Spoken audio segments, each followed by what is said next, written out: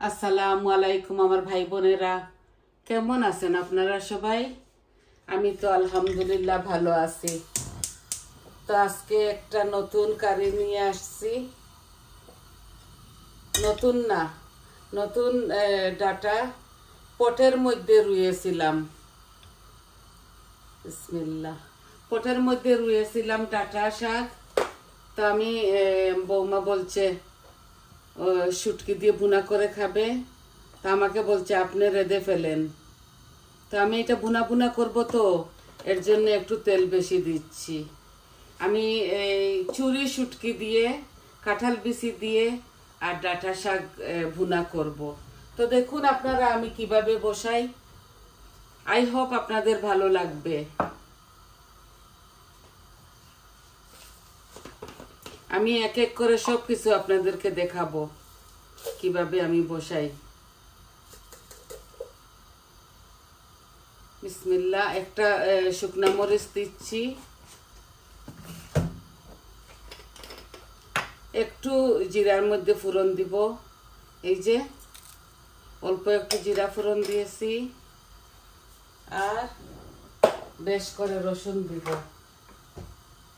এখানে অনেকটা রসুন আছে, দেখুন। তেলটা ভালো করে গরম হয় নাই, তাও দিয়ে দিচ্ছি। বিসমিল্লাহ।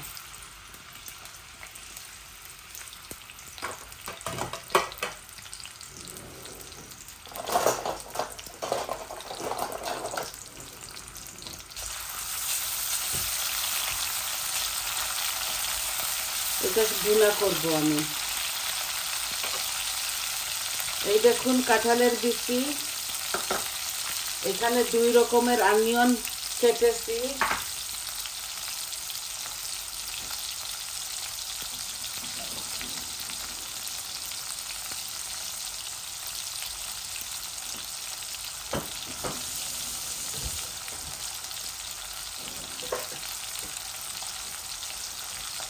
এটা চুরির শুটকি, ভালো করে বলকে নিয়ে এগুলাকে ভালো করে ওয়াশ করেছি। এই যে ডাঁটা শাক। এখন আমি অনিয়ন দিয়ে দিচ্ছি 2 রকমের।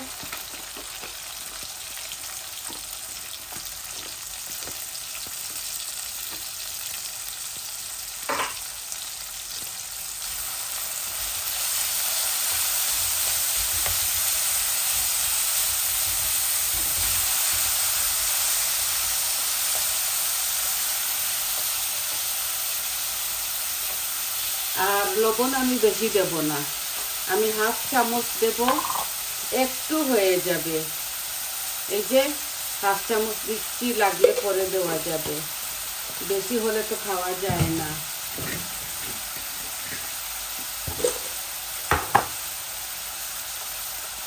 আর আমি হলুদ দিয়ে দিচ্ছি আমার পরিমাণ মতো।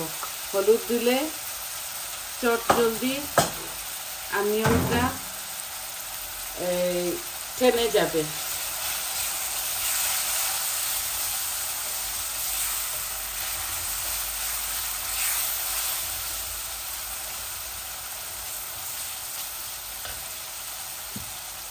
সাদা অনিয়ন, লাল অনিয়ন দিচ্ছি, আর এখন চুরির শুটকিগুলোও দিয়ে দিচ্ছি, একসাথে ভাজা ভাজা হয়ে যাক। আমি আলগা করে আর ভাজতেছি না, এইভাবে দিয়ে দিব।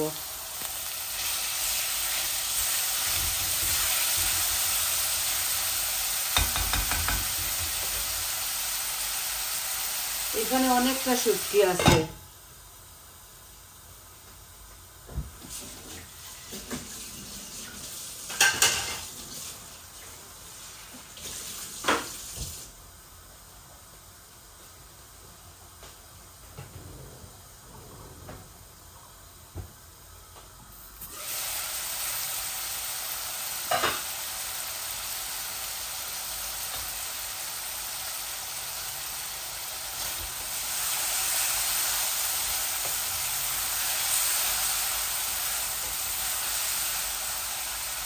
এখন আমি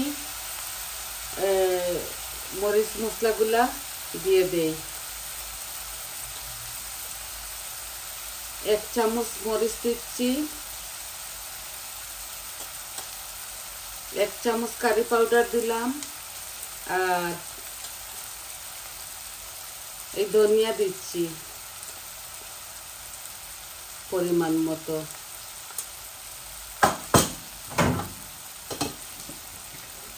আর ধনিয়া পাতা দিব, কাঁচামরিচ দিব পরে। আপনারা চাইলে ফালি করে কাঁচামরিচকে এইভাবে দিয়ে দিতে পারেন। শুটকির মধ্যে তো ঝাল বেশি হতে হয়, কিন্তু আমি খেতে পারি না বলে এই এখন আমি কাঁঠাল বিচি আর শাকগুলাও দিয়ে দিব। এগুলা বানিয়ে একটু সিদ্ধ করে কাঁঠাল বিচিটা রেখে দিয়েছি।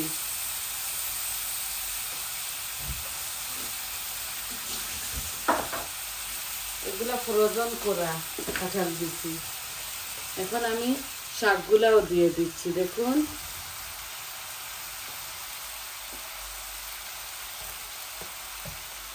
এগুলো আমি টবের মধ্যে রোপণ করেছিলাম।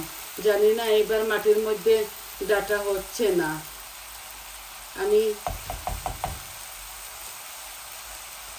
বিলাতি লন্ডন বিলাতের বাগান বাড়ির ভাইয়ের কাছ থেকে নিয়ে এসেছিলাম ডুগি, ওগুলাও একটাও হয় নাই। জানি না কি হয়েছে আমার, এত শখ করে এনেছিলাম। আবারও রোপণ করেছি, দেখা যাক কি হয়।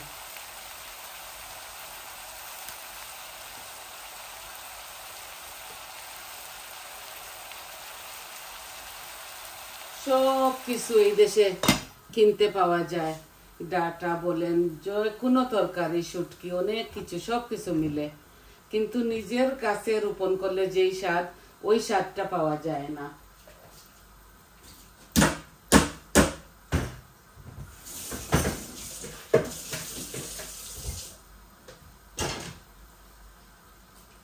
এই আমি সব কিছু দিয়ে দিলাম, এখন শুধু ভুনবো।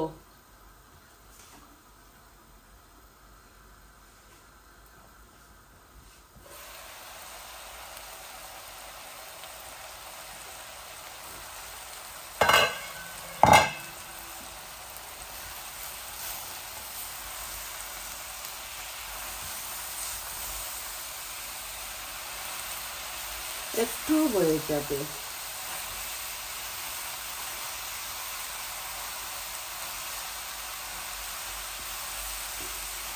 ভালো করে এগুলাকে পরিষ্কার করে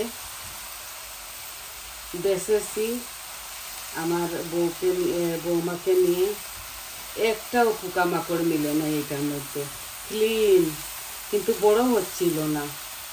এখানে 3 রকমের ডাঁটা শাক আছে। এই দেখুন, চাইনিজ ডাঁটা শাক আর নর্মাল ডাঁটা আর অল্প একটু এই দেশের ডাঁটা, 3 রকমের শাক একসাথে মিশিয়ে আমি চুরির শুটকি দিয়ে রান্না করতেছি। এগুলা শুধু ভুনবো, কোনো পানি দেব না এটার সাথে। একদম লো আঁচের মধ্যে শুধু ভুনবো। দেখছেন, আস্তে আস্তে কম হওয়া শুরু হয়ে গেছে। গ্যাসের ফ্লেমটা একটু আমি কম করে নেই,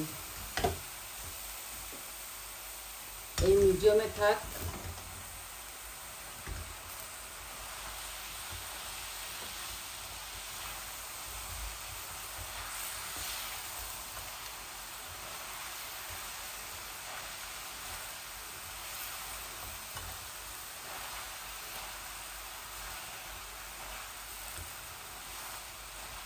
দেখছেন, আরো কমবে। ডাটার পানিয়ে ডাটাটা হয়ে যাবে। আরো একটু কম করে নেই, এই মুড়ের মধ্যে লাগতেছে, পুড়ে না যায় জন্য গ্যাসের ফ্লেমটা অফ করে ফেলেছি। এইভাবে চিংড়ি মাছ দিয়েও খাওয়া যায় ভুনা করে। কালকের কারিতে বলেছিলাম না, এই শুটকি ভর্তা করেছি, করব। তো শুটকিটা লাউ পাতা দিয়ে ভর্তা করে ফেলেছি, দেখুন খুব স্বাদ হয়েছে। অনেকটা রসুন দিয়েছি, কালো জিরা দিয়েছি, আর এগুলাকে এই শীতল শুটকি চারটা দিয়ে ভালো করে ভাজি করছি। প্রথম ভাজি করে তারপরে ব্লেন্ডার করেছি, অনেকটা রসুনও দিছি। খুব স্বাদ হয়েছিল। আর 4-5টা লাউয়ের পাতা দিয়েছি।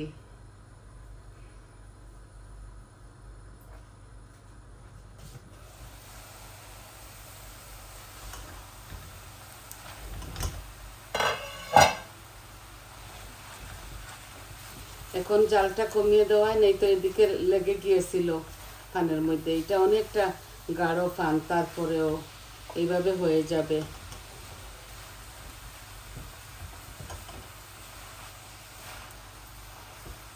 একদম গ্যাসটা কমিয়ে এভাবে আপনারা রাঁধবেন, খাবেন, কাঁচামরিচ দিবেন, আপনাদের স্বাদ অনুযায়ী আপনারা বুনবেন, খুব স্বাদ লাগে। দেখছেন এগুলো এত বারিক বারিক, চিকন চিকন, একটুও বড় হয় নাই। আমি বেশি যত্ন করে ফেলি তো, তাই আমার এইরকম হয়। মানুষে দেখি এমনিতেই রাখে দে, ওদেরগুলা কি সুন্দর হয়ে যায়, এমনিতে হয়ে যায় মানুষের। আর আমি সব সময় খালি কিনা মাটি দেব, সার দিব, তাও বড় হয় না।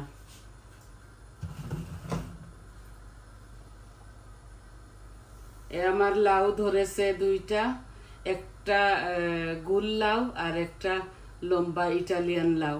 তা আমি দুটোটা রেখে দিছি বীজের জন্য, বাকি যদি হয় আল্লাহর হুকুম হয় তাহলে ওগুলা খাবো। এই 2টা রেখে দিয়েছি। লাউয়ের বীজ এনেছিলাম টিকটক থেকে, ও দেখাইলো পিকচার একরকম, আর এখন লাউ ধরতেছে আর একরকম। তো আমি এখন আর ট্রাস্ট করি না। এখন নিজে নিজে বেগুনও ধরেছে, আমি বেগুনের বীজও রাখবো একটা।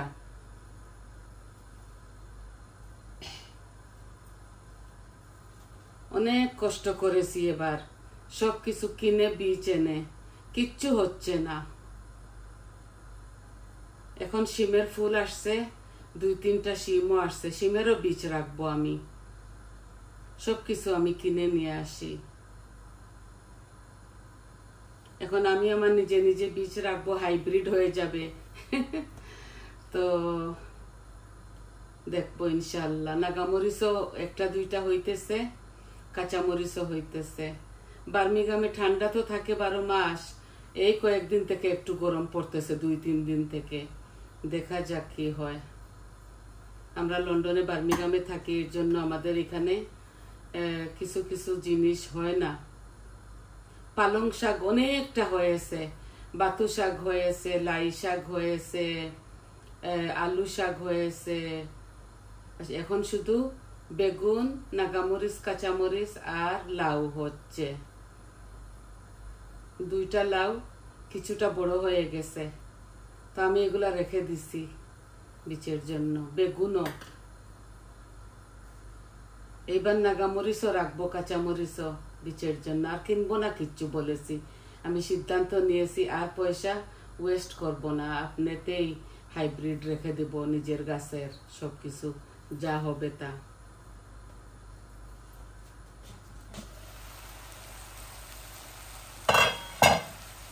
এই দেখছেন হচ্ছে আমার শাকগুলো। আমি কোনো পানি দেব না, এটা এইভাবে বুনা বুনা করে ফেলবো। এগুলো আরো আস্তে আস্তে জাল দিব। দেখছেন কত সুন্দর হয়েছে। এই দেখুন, একটা শুকনা মরিচ দিছি, এই মরিচটাতে এত ঝাল। আর নামাবার আগে কাঁচামরিচ 2-3টা দিব, আরো কম করে ফেলি গ্যাসটা। হ্যাঁ, এবারে একদম কম করে ফেলেছি। এখন একটু পরে এসে নাড়াচাড়া করে নিব। ধনে পাতা, কাঁচামরিচ আর একটু পরে দিব। তো সবাইকে আমি থ্যাংক ইউ জানাই। সবাই ধৈর্য সহকারে আমার ভিডিওটা দেখতেছেন, সবাইকে অসংখ্য অসংখ্য ধন্যবাদ। আর সবাই আমার পাশে থাকবেন, আমার চ্যানেলটাকে সাবস্ক্রাইব করবেন, লাইক দিবেন, কমেন্ট দিবেন আপনাদের কেমন লাগলো। তো আজকে এইটাই শুধু দেখাবার ছিল। এই দেখুন কত সুন্দর হচ্ছে। আমি আমার পরিমাণ মতো তেলও দিয়েছি, এগুলাতে কোনো পানি দিব না। তো আজকে এই পর্যন্ত, তাহলে আসি। আসসালামু আলাইকুম।